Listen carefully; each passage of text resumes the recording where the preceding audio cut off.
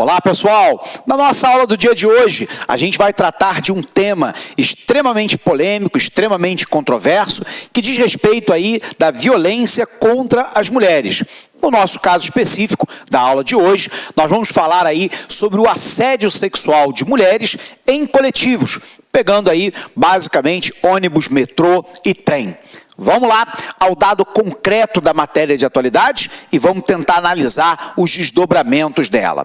Primeiro, qual é o fato concreto? Nós tivemos um homem em São Paulo que já tinha 15 passagens anteriores pela polícia por assédio sexual e tentativa de estupro, que num coletivo em plena Avenida Paulista, uma das principais da capital, daquele estado, ejaculou no ombro e no pescoço de uma passageira que se encontrava sentada. Pois bem, os passageiros desse coletivo não deixaram que ele saísse do veículo, o motorista trancou as portas até que houvesse então a chegada da polícia. A polícia então encaminha esse cidadão para uma audiência de custódia e em menos de 24 horas depois, o juiz responsável inicialmente pelo caso determina a soltura desse elemento, alegando que no caso em questão não houve estupro, mas sim houve lá uma contravenção penal, que é importunar alguém por um ato libidinoso. E isso trouxe aí uma reflexão que é importante enquanto sociedade e uma manifestação muito dura dos movimentos de defesa dos direitos das mulheres, contra a decisão do magistrado e a forma como a sociedade, de maneira leniente, trata a questão. Então vamos passo a passo tentar entender esse ponto de vista. Você se recorda que há alguns anos atrás, no sentido de tentar estabelecer um regime de proteção maior em relação às mulheres, o Brasil, o Congresso brasileiro, transformou o crime de estupro em crime hediondo e, portanto, um crime inafiançável e, por um outro lado, com uma penalidade maior em virtude de que a sociedade, através do Congresso, considera que esse estupro ele é um atingimento à dignidade humana, ele é um atingimento à dignidade da mulher e que, portanto, merecia uma penalidade mais dura por parte do Estado. O problema talvez esteja não exatamente nessa tipificação do estupro como crime hediondo, porque no meu entendimento, e de muitos, ele de fato o é. É você de maneira forçosa, de maneira violenta, sobre ameaça de armas de fogo ou de violência física, de coação moral ou de qualquer outra natureza, você praticar o ato sexual com a penetração carnal sem a vontade do outro. E lembrando que a condição do estupro envolve também aqueles que muitas vezes estão no mesmo seio familiar. É muito comum a presença de estupro de meninas por padrastos, algumas vezes por pais, por conhecidos, por tios, por vizinhos.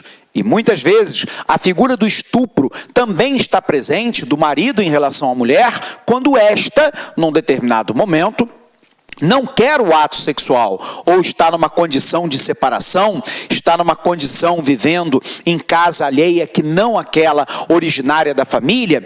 Enfim, o ato de estupro é todo aquele que ocorre quando há a tipificação em lei, a penetração mediante violência, sem a aquiescência do outro, sem que a vontade do outro seja respeitada, nesse caso, o das mulheres. Portanto, a tipificação do estupro no Brasil como crime hediondo foi encarado por uma parte significativa da sociedade, do Ministério Público, daqueles que trabalham com delegacia de proteção às mulheres, como um grande avanço. O problema é que nós deixamos uma certa lacuna nessa legislação.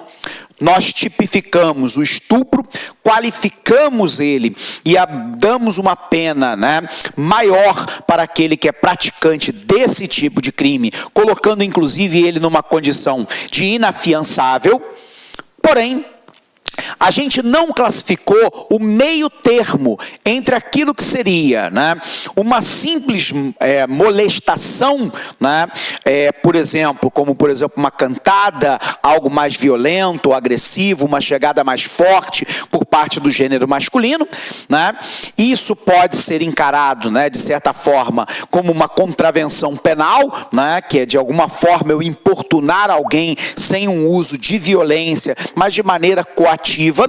A gente deixou uma lacuna entre aquilo que nós caracterizamos como estupro de um lado, aquilo que pode ser considerado apenas uma molestação sem o uso da violência, e aquilo que talvez esteja no interregno entre os dois pontos, que no entendimento de muitos foi o que esse cidadão praticou, que é um ato de violência que não é uma violência física, mas é uma violência moral que atinge a dignidade da mulher, nesse caso, ejaculando no ombro dela e no pescoço dela, dentro de um coletivo em andamento. A grande questão é que o Brasil não tem essa tipificação intermediária. Ou eu classifico o ato como estupro, ou eu classifico o ato simplesmente como uma contravenção penal e, portanto, não tipificada como um crime propriamente dito, né, estrito senso da palavra, e, portanto, com uma penalidade muito menor, que pode ser abrandada, que pode ser afiançada, que pode, numa audiência de custódia, facultar ao magistrado liberar esse cidadão, mesmo que ele tenha antecedentes, né, de tentativas de estupro ou de forte assédio sexual sobre ameaça de violência. Então, alguns especialistas nos colocam de maneira muito clara que falta ao Brasil uma tipificação intermediária. Vamos colocar isso na tela para você. Isso aqui pode ser, inclusive, né, matéria de redação e, portanto, a gente tem que ter muita atenção. Então, o que nós estamos falando lá, né? Nós estamos falando a respeito do assédio em coletivo, e um dos problemas, né, da qual essa questão afeta, segundo os especialistas, é o que nós poderíamos chamar lá de lacuna na legislação. E aí a responsabilidade por essa lacuna, obviamente, é do Parlamento brasileiro, da Câmara dos Deputados e do Senado Federal.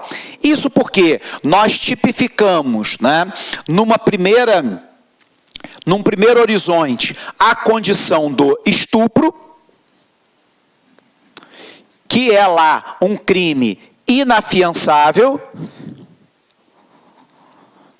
é um crime hediondo, e, portanto, com penas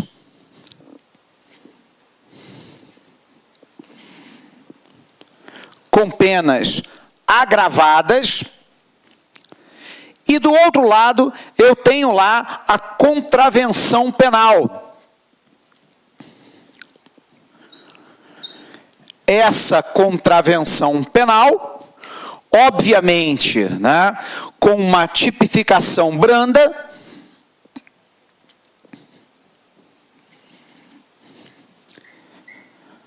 que raramente redunda na prisão ou numa punição mais efetiva daquele que cometeu o ato. Então, observe que alguns especialistas, né, em legislação nos afirmam aí que o Brasil está numa condição de lacuna legislativa, porque, por um lado, eu tenho o estupro, que é um crime inafiançável por ser um crime hediondo e com pena agravada, e do outro lado eu tenho uma contravenção penal, uma tipificação branda, quando ocorre, por exemplo, a moléstia do outro, né, sem que haja a consumação do ato carnal do estupro, sem que haja o uso de violência física, né, contra o indivíduo, nesse caso, contra a mulher. E no meio desse intervalo aqui, né, os especialistas nos dizem que essa lacuna só permite ao magistrado enquadrar, né, na tipificação penal como estupro ou como contravenção penal, quando na realidade você tem uma dosimetria que talvez seria intermediária, seria aquela na qual eu não vou tipificar a violência simplesmente por uma violência física, mas eu vou entender a violência como uma violência de ordem moral, de ordem psíquica, que impõe ao outro um grave constrangimento. E esse grave constrangimento parece ter ficado muito tipificado quando, por exemplo, esse cidadão ejacula no ombro e no rosto, no pescoço, né, dessa mulher em plena Avenida Paulista. E o detalhe é que, neste caso dessa lacuna, ele tinha antecedentes. Eram 16 passagens por tentativa de estupro ou por atos assemelhados a este que ele cometeu no coletivo na Avenida Paulista. E o detalhe é que, na sequência da liberação da audiência de custódia com o juiz, ele voltou a cometer o mesmo ato e um outro magistrado, num entendimento diferente daquele magistrado inicial, determina, então, a sua prisão preventiva. A grande questão, então, é que, primeiro, eu tenho, parece os especialistas, uma lacuna legislativa entre a tipificação branda de apenas uma contravenção penal, que seria importunar outrem, molestar alguém com intuito sexual ou não, sem o uso de violência, sem a consumação carnal, mas que atinja a dignidade do outro, e do outro lado o estupro propriamente dito, com penetração carnal, com uso de violência, praticado muitas vezes por membros da própria família contra a mulher. Tem uma lacuna legislativa aqui que o Brasil precisa trabalhar e precisa cumprir. E aí cabe ao Congresso Nacional, que tantas e tantas vezes se manifesta, né, pelo menos para a mídia, como aquele que é um defensor dos direitos das mulheres, Olá, meus amigos, minhas amigas, sou o professor Luiz Antônio de Carvalho, estou aqui para fazer um convite muito especial para você que acabou de assistir a aula aí, um pedaço de uma aula demonstrativa do nosso professor do Lá Concursos. Nós aqui do Lá Concurso preparamos um super curso online, ponto a ponto do edital e super atualizado para o concurso da PM de São Paulo 2017, com um investimento com o melhor custo-benefício da internet, apenas 10 parcelas de R$ 25,00, você vai ter o nosso curso completo, são mais de 210 videoaulas exclusivas para você, com professores top de linha e principalmente com um projeto pedagógico diferenciado chamado de Personal Coach. O projeto pedagógico que faz o aluno ter sucesso no concurso. Por quê? Porque ali vai organizar a vida do concurso. E papo reto com vocês, eu tenho certeza absoluta, se vocês cumprirem todas as nossas orientações pedagógicas, eu tenho certeza que você ficará super competitivo no concurso aí da PM de São Paulo 2017. Bacana? Legal. Ah, já ia esquecendo, você quer um material de apoio aí, o PDF que o professor está utilizando nessa aula? Então é muito simples, vai aqui embaixo, clique aqui embaixo e faça o download gratuitamente desse material de apoio. Tá certo, meus amigos? Um forte abraço e espero vocês aqui no Lá Concursos. Fui, tchau.